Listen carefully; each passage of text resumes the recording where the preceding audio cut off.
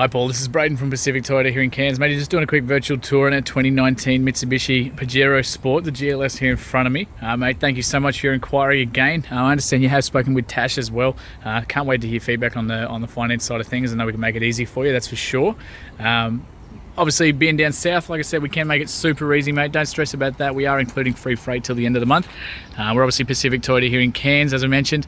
We are the biggest pre-owned yard in Queensland at the moment, and about number 2 in Australia, matey. So we house a bit over 200 cars and turn them over every month. So you can see our Toyota Lexus showrooms over the back there, service apartments as well, right up on the hill. And we've got another location up at 77 Mulgrave Road as well. So we get some awesome cars just like these ones here, and exactly like this Pajero Sport, matey. Fresh to stock, literally just come to the yard, hasn't even had the stickers put on it yet. So just been coming up from the details too, just a day or two ago. Whole idea of this, mate, is just to take you through any sort of stone chips, marks I can find, the whole works, give you a really good suss through them. We don't take any cars, just right across the board. Part of our quality control is that we don't take any cars that have been written off, flood damage, hail damage, any of that kind of thing. You will have copies of the roadworthies, all the history checks, everything as well, mate. They've got to have full service history. They've got to be really, really well maintained. And yeah, we're very particular about the cars we do get because of how many we do turn over. So the whole idea is to be as honest as we possibly can, mate. So just starting from the very, very front, I have just noticed there is a little stone chip just there and there. Don't stress about those. If it is a concern for you, let me know. We can always take a look and see if we can get them touched up for you.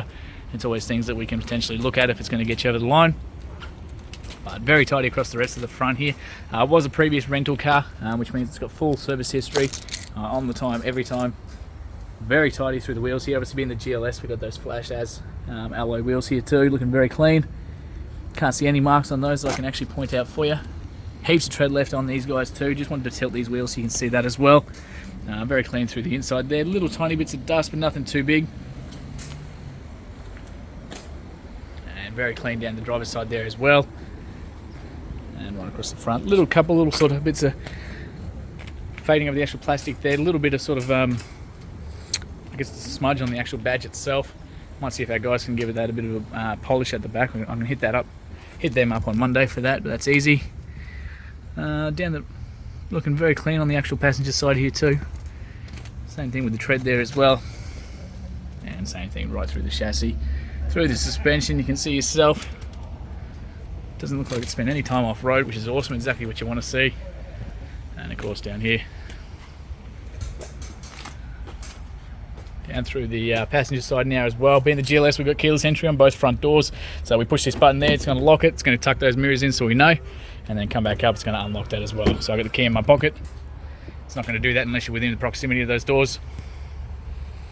Very clean through the door cards here. Electric windows the whole way around, of course. Super tidy through the actual main entry here. Again, being the GLS, we've got all the leather seats. We've got the electric seats on both the driver's side and the passenger side. So the adjustments there, height adjustments, backrest, the whole works. Very clean through the inside here. We've got the solid grab handles on both sides, drop down ones at the top, adjustable seat belts, and the same thing going right through the back as well, including aircon vents in all the rows and controls for the aircons just up the top there too for the kiddies. But very clean through the back there as well, into the back seats there too. So I've currently got one of those seats folded down the back there because I wanted to show you how they work as well. All your books, manuals, everything's all in here for you too. So like I said, previously was a thrifty car.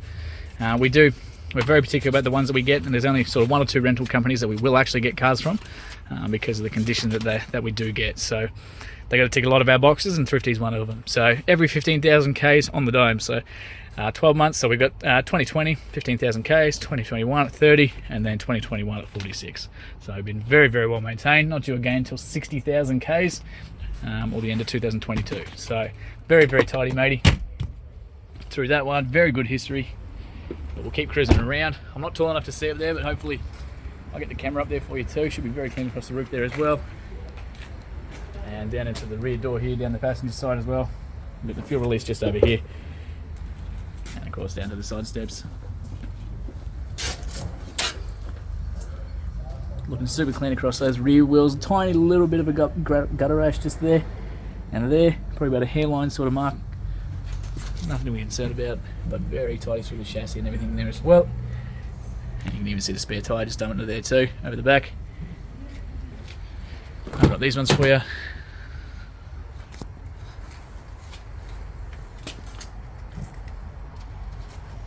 very tidy through here and into the back. So these ones can come forward as well, so just that little lever will tuck that, giving you access into the back. And of course that's these 6 and 7 seats as well, so for the third row. So these, beauty about the Mitsubishis, they're very, very maneuverable. So that seat will come forward just like this one, like that, how it was. So if you wanted that seat up, you can have this seat forward as well. These ones here come up, you put like a little strap, that'll actually come up into place just like I've got this one here. So you can have the normal seat sitting like a normal seat, otherwise you can have them completely flat just like this. If you then move this one forward, you can have this section here flat, and there's a little lever here as well. So you can push down under there, and you get just about a flat section that whole way through. So they're incredibly maneuverable. So if you want to put gear in the back, you've got a massive amount of boot, you've got just about that full space. If you want to carry 7 people, you can do that too. So really, really awesome setup with these guys. Very, very clever. Otherwise that just clicks down into place. Oh, that one's in the way. There we go. And that just clicks back in. We've got the little argument separator there as well. Pop that back up for you. But very tidy through the inside here. Right in through to that cabin there as well. Down to the bottom we've got little accessory plugs, USB ports, everything down there as well. So real good for the kids back here. They can be charging phones, all that kind of stuff at the same time. Little tiny sort of smudge just there. But again, I reckon a little bit of a polish might clean that up. It's always something we can try for you. Very tidy through the back here. Rear parking sensors across the back here too, so 1, 2, 3 and 4. There's a tiny little sort of stone chip just there, but only very, very faint. And then we'll just open up the boot here for you as well.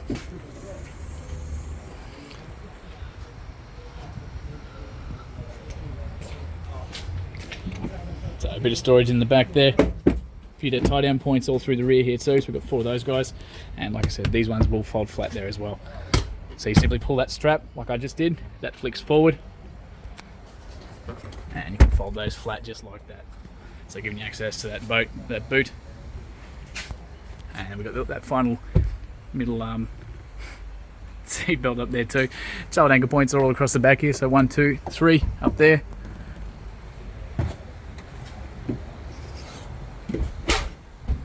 And just down the driver's side now for you as well. Stacks of tread again on all 4 of these tyres. Finally just that last wheel, very tidy through there. And through the inside. Little tiny little sort of indent just there. Someone might have caught it as they were putting it into the back seats. Not too bad, that's for sure. And finally just that driver's side door now.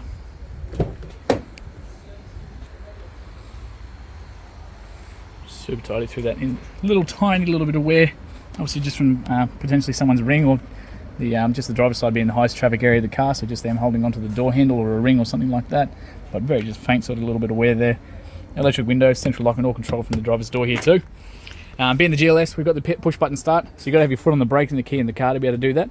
So we push that one up, it's obviously going to start the ignition, but there is a safety, you do have to have your foot on the brake so kids can't go jumping in the car and starting it up for us. So foot on the brake, push that. That's going to start up. You get a little welcome menu in the middle there. And 55,571 kilometres as it sits right now. No engine lights, no dash lights, nothing like that of course. Like I said, not due for a service until 60,000 Ks, as you can see at the top. Very clean across the actual steering wheel, so we've got all the cruise control options up on the right hand side. The actual display down there, you can jump between different pages and everything through this little button down here. So your economy, the full drive modes, when your next your settings, when your next fuel is, all your trips, all that kind of thing from these ones up here. It does have forward collision, so if someone in front of you, you can adjust the settings from here, but basically once you're driving, use that one there, and you can basically, if someone in front of you slams on the brakes, the car will actually react and help you brake if you don't react in time. Again, being the GLS, we got paddle shifts, so left side of the car, right side of the car, up and down, so we can go up and down the gears from these guys here. So good for full driving, good for just driving around town, ranges, towing, all that kind of thing. Just gives you a bit more control over the car itself. Main source button up here, you can jump between AM, Bluetooth, all your different radio stations, all that kind of thing from up here. And of course you can answer the phone calls and whatnot from this side. Automatic wipers over on the left hand side there for you, automatic headlights over on the right hand side for you. Mirror controls are down here, so like I said, we can tuck those mirrors in from the inside here as well. Fold that one back out and adjust the mirrors from there. Traction control, all those little parking sensors I showed you, you can turn those on and off if you don't like them, and that's going to be for your, that forward collision as well. So your little settings down the bottom there. As we come around, your reverse camera that's tucked away, that little beeping is picking up obviously on that windscreen behind us, that window behind us, so you can physically see the back of the bar there. So if you ever want to put a tow bar on or anything like that and you don't want to do a bit of towing, you'll physically be able to see that little tow ball as well. Massive big touchscreen display up here. You will have Apple CarPlay in here too, so you can simply connect your device. If it's an Apple, you just plug it straight into the USB port. If it's Android, you'd have to download an app called Android Auto to be able to use it. But basically, it's going to project your apps, including your maps, up onto this screen here. Otherwise, this normal home button is going to bring you back here every time. We can jump straight into those apps again. Normal phone stuff, all your music settings, AM, FM, Bluetooth, all that kind of stuff from here too. As we come down, dual climate control. So over on the driver's side here, I can sit there and change mine, and if the passenger doesn't like it, they can change theirs completely independently as well. Where you want the aircons coming out of is all there for you. If anyone in the back takes off their seat belts, we're going to know. That's going to light up and let you know who's doing what in the back. Rear diff lock controls are down here for the hectic fall driving. You can turn off all those rear aircon vents as well, so if it's just you driving, save a bit of fuel, you can turn that one off as well. As we come down, we've got the electric handbrake. All your full drive options are here there too. So put that into neutral. I always find it easier. Being a Mitsubishi, we've got what they call a super select gearbox. So they're one of the only brands to do this. I think it's a fantastic idea. At the moment, we're in 2 high. That's driving around town weather. That's the best fuel economy. So we can flick from 2 high to 4 high. No other full drives will let you actually drive on bitumen in the full drive mode. Mitsubishi actually gives you an option to be able to do that. So they've designed this 4H, so you can actually drive around bitumen. So great for this time of year here in Cairns where we get a lot of wet weather. So stop aquaplaning, things like that. You can have traction to all 4 wheels for driving around town. You'll see before it engages, it flashes a few times up there as well. You ever find that it's not engaging, you can put it into drive, reverse, and just move back a few meters and let that engage properly. Put it back into neutral. We then got 4H LC, so this is your proper full driving gears. So 4 high, lock center. So that's basically doing 80 k's an hour, 100 k's an hour, still a normal gearing, but designed for loose roads. So that's the one you want to use for gravel highways and stuff like that. And then of course we've got 4L low C, so 4 low, lock center. That's for the real hectic fall driving. So that's for creek crossings, beaches, mud terrain, all that sort of stuff where you want super high revs. And of course not going very fast, but these are the ones that you don't want to drive on the bitumen on. But it's all electronic, all operated from down here. You just go through, let it do its thing, and of course real easy, just like that.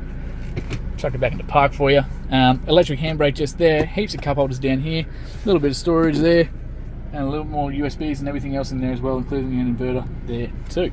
So a great little setup in these guys. Cannot rate things enough. Very tidy through the inside here, been really well maintained. Right across the top of the roof there for you too. You've got a little mirror and lights on both sides there as well.